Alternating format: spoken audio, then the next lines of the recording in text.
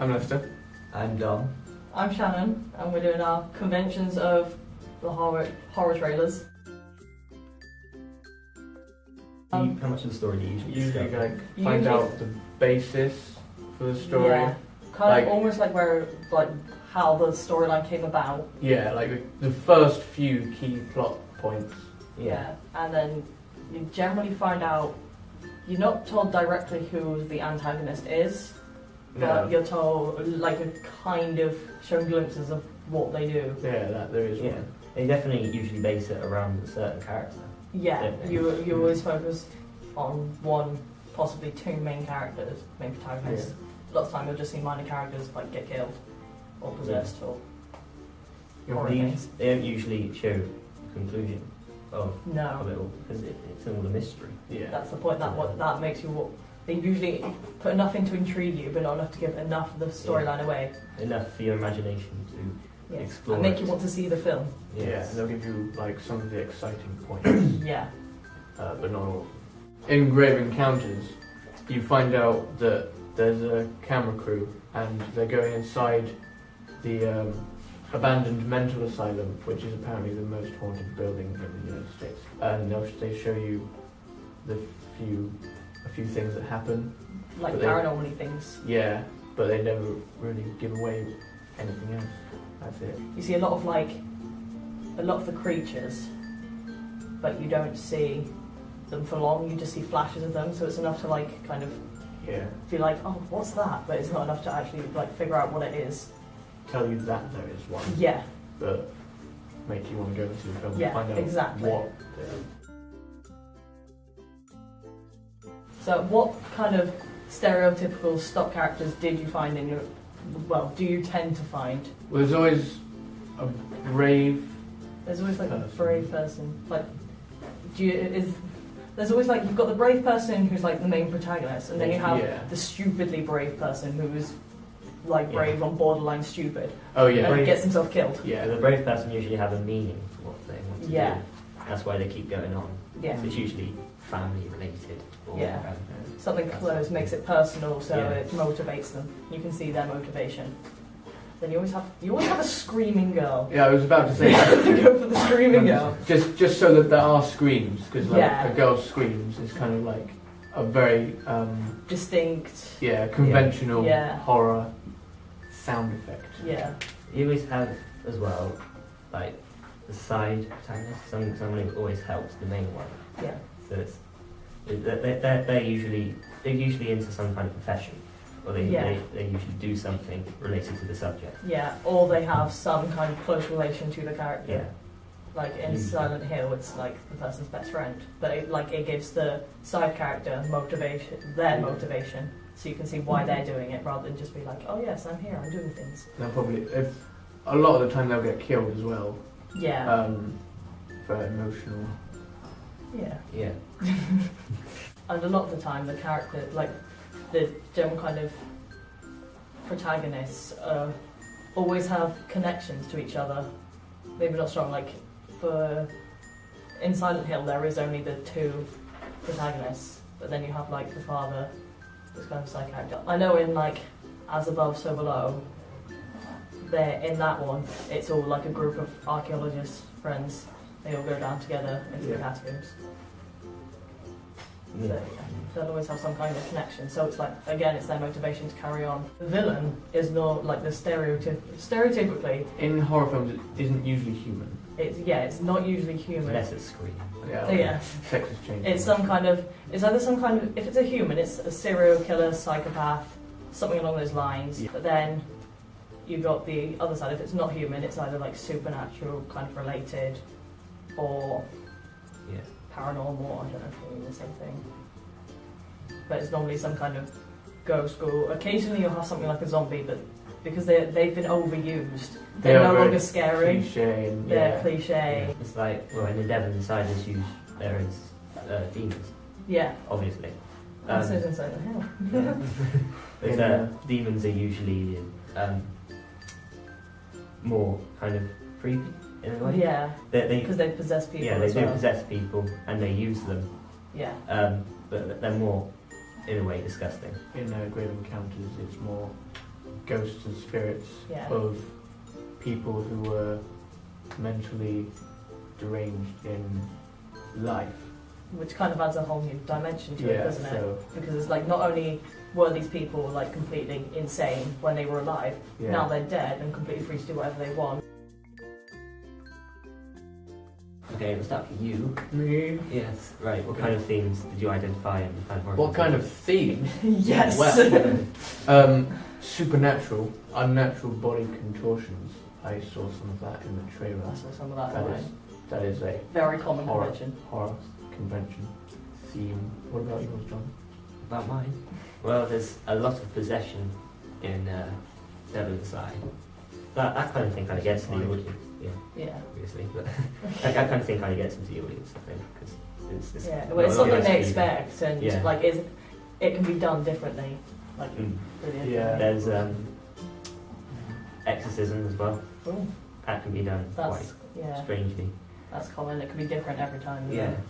it can be done in so many different ways, but it can have a different effect each time. In Silent Hill, there's a lot of violence, a lot of death, a lot of killing. There's the whole thing about, you know, demons from hell, so bringing like hell to Earth rather than being some kind of mythical place.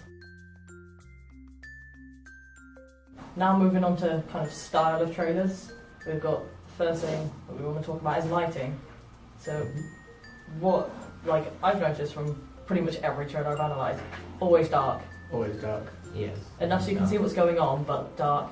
Because then you've got the shadows, Yeah. and like things Yeah. can hide in the shadows. They are of mystery, Yeah. and like dark, like obviously shadows are dark. They look kind of black. That has connotations of evil, generally. Yeah, in The Woman in Black, there are some like outside shots which Yeah. are very bright, like when the Yeah, horse and cars moving across the marsh. yeah, Yes. I think that's like to add contrast, to make the yeah. house look Make the even house more- seem even darker. even darker. Yeah. In Insidious 2, there is a lot of use of torches, Uh, but it's very far away as well. It links Yeah. with that, because it makes it look very open and very limited light as Yeah. well. if it's kind of filmed outside, this could be just because conventions and makes it not conventions, convenience makes it easier, so they don't have to like light it up officially. But a lot of time when you film outside, you do it to overcast. Like in Silent Hill, the entire town is kind of, you know, like shrouded in fog. Like it's during the day, so it's light, but because it's shrouded in fog, it looks darker and grey and overcast and very Yeah. like altogether miserable. Because like Silent Hill, when you're inside Silent Hill, a couple of the shots that are at night, they use fire to light it because fire just seems Yeah. almost it adds another dimension. It's like to it. an aggressive form of light. Yeah, because it's destructive as well. Like, Yeah. because there's a bit in the Silent Hill Revelations trailer where you have like, it's a bird's eye view shot of what are they called? Merry-go-round? At a fair? Carousel. Carousel. There we go. And like it lights up, like in a ring around the edge, it lights up as a ring of fire in Yeah. in the night, and Oh. that looks really cool because it's really aggressive as well. Because I think it traps the characters in it. At the same time, it lights up the scene, so you can still see what's going on. Brave Encounters, obviously, they're in Yeah. asylum at night, so Yeah. everything in it, they've got all torches. Then they use like the camera style as well with night vision. Do they use Yeah, that? no, because it's a Yeah. documentary theme, so you Yeah. have the greenish, can't really pick out much colour thing, and Yeah. like long corridors, so light at this side with the torches, but dark down the end. Very ominous. You know what I want to talk about next? Mise en scène. Let's talk about mise en I scène. love that stuff. Who wants to go first? What the hell kind of mise en scène was in your trailer? Well, the the costumes were always like, it would make the main characters stand out, but it'd still be like, a lot of the time it would reflect kind of who they are. Because I know that in like, cause it as well as it can symbolise, like if they're wearing like a dark coat, it could be that they're hiding something. Like it could symbolise they're hiding something or they're evil. Like if they're wearing like a white jacket with a black t-shirt, it can symbolise that, like, because white has connotations of purity and innocence. On the outside, they appear innocent, but on the black, they're evil. Well, they're all set in like really dark houses, aren't they? And like Silent Hill is very run down, sort of ghost town. Then you have like a lot of the storyline, from what I gather, is focused on this kind of mysterious artifact. I think it's some sort of key. Okay. And so that's got kind of really intricate detail. A lot of the time you see a lot of blood. What about you, Dom? Well, Yeah. What about you, John? I feel like I'm being interrogated. Devil inside. There's a lot of symbolistic properties and of the costumes as well. Yeah. So, because it's based in the Vatican anyway. There's no light skin show at all. It's all concealed. Yeah, it's very like concealed. they're concealing that inside. Yeah. Because it's devil inside. But that's also to do with religion as well. Yeah, And yeah. kind of covering up. But there's even the main character who is just a normal person anyway. You don't really know much about what she does. Yeah. But she wears very dark clothes anyway. Yeah. And very worn out. And there's a lot of crucifixes, obviously. Yeah. 'Cause it's That's a it's- common convention, the crucifix. Yeah. Keep out. obviously reference to religion is very important. So Yeah. you can also see it all as kind of a defense as well against the evil. In Grave Encounters, like the costumes are all very dark. Like Yeah. they'll be like leather jackets, and Yeah. because they go in Quite at tough characters. night. Yeah, Characters. Costumes. costumes. Yeah, to reflect who the characters Yeah. are. Because they're all getting this ghost documentary done. There aren't that many props. There's Yeah. like the cameras. There's a light that falls over and it explodes. Yeah, symbolising like- something like supernatural.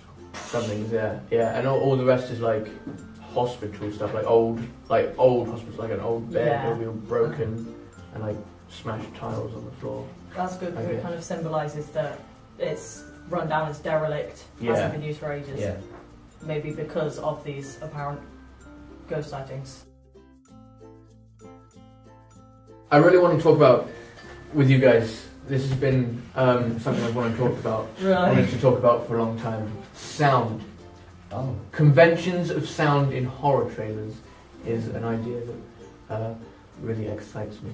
Because in Grave Encounters, I'm going to stop pretending I'm excited about it. No more. The sound, before they go into the, I'm talking about their voices now. Before they go into the asylum, before they go into the asylum, they talk loudly. But once they're inside, they're more hushed voices to show because they're in a haunted place and they're kind of more scared now. Trying to than hide they were. themselves, Yeah. conceal themselves from paranormal beings. And as things start to heat up, the quieter they talk. Yeah. And then the sounds, there'll be supernatural sounds coming from elsewhere within the building, Yeah. which will really offset the audience's Yeah. nerves. A lot of screaming is Yeah, done in the that's trailer, Yeah. Quite a common convention. Yeah. as I expected. There's in Silent Hill, like they'll use silence kind of, well, I remember one bit quite clearly that because it was very unnerving when they first actually enter Silent Hill. It's like completely silent apart from like ominous bell tongues. It's like unnaturally silent, like you'd still expect it in nature, but it is like unnaturally silent. There is a lot of shouting though, like later on. There's a lot of kind of low bass. That is a really common convention. Dramatic music with low bass. Yeah, a lot of that. That is what you see a Yeah. lot because it's good because it builds tension, it builds suspense, it puts the audience on edge. Although And I would like to point out, I don't think there's that much music in the Grave Encounters that's because, well, I guess it's trailer, because it's documentary it's a style. documentary style, yeah. And one more thing on Silent Hill. You have the Pyramid Head. They have like these massive swords that are like kind of from the floor to about there. When they swipe them like that, you wouldn't expect to hear like a blade swipe, but as an added sound effect, they've enhanced that, and you hear like the blade swipe really quickly, clearly and quickly, because that is quite tense, and you see like the blade swing towards your face as well, and so that like obviously some kind of jump scare makes the audience very on edge. What about in yours, Dom? Well, to begin with, the dialogue is very quiet. Yeah. And the music's quite low, and Yeah. quite low tone, quite very quiet as well, the volume, because, I don't know, it seems like it's building up to something, because then at one point it's just completely quiet, and then this woman screams. It's kind of it's not a normal scream, it's quite demonic, Yeah. and quite horrible. Accurate description. Yes, quite horrible, Wilhelm scream. because You know, because that's when the volume shoots up Yeah. at that. Oh yeah.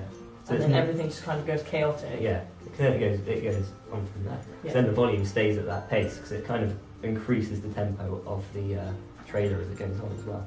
It's still a very stereotypical omnibus, Yeah. single key kind of Yeah. music as well. And it's always in like minor as well. Next thing we're going to talk about? Editing. Editing. Yes. I love that stuff. Yeah, with the editing, there is always short takes because they build the tension. That is Mm. really common. There's always cuts as well. That like the main ones I'll use is like fading through black or fade to black, Yeah. and cuts because cuts are good. They Yeah. like jump cuts, cross cuts. Any ones like that are good because you'll get multiple different bits of the story. All the scary bits usually, Yeah. or most of the scary bits. Editing in Grave Encounters is like a bit different from editing in other genre trailers. It's like a documentary, Yeah. so it'll be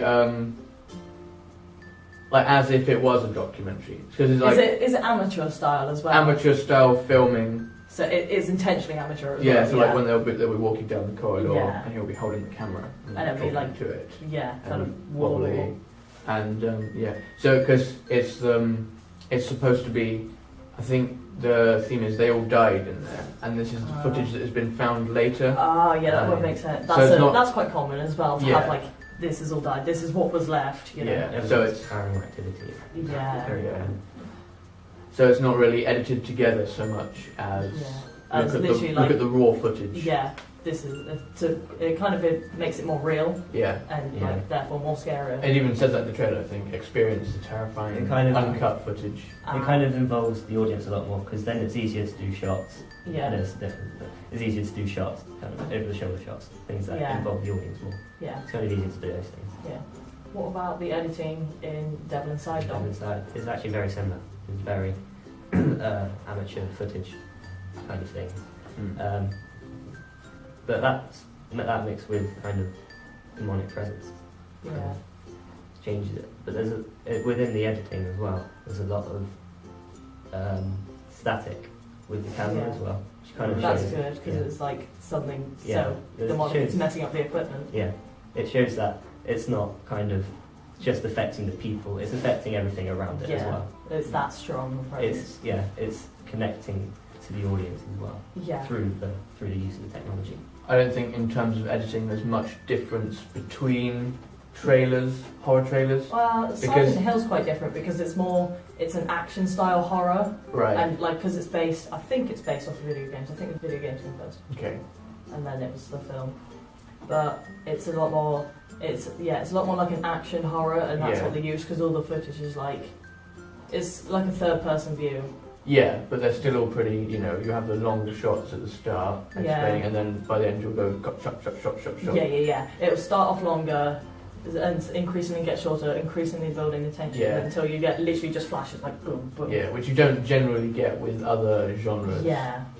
Except for maybe action. Action. But action and horror are quite There's- closely linked. yeah, really. that- It's yeah. just one's a bit darker. Yeah, one's a scary one. One's a scary one.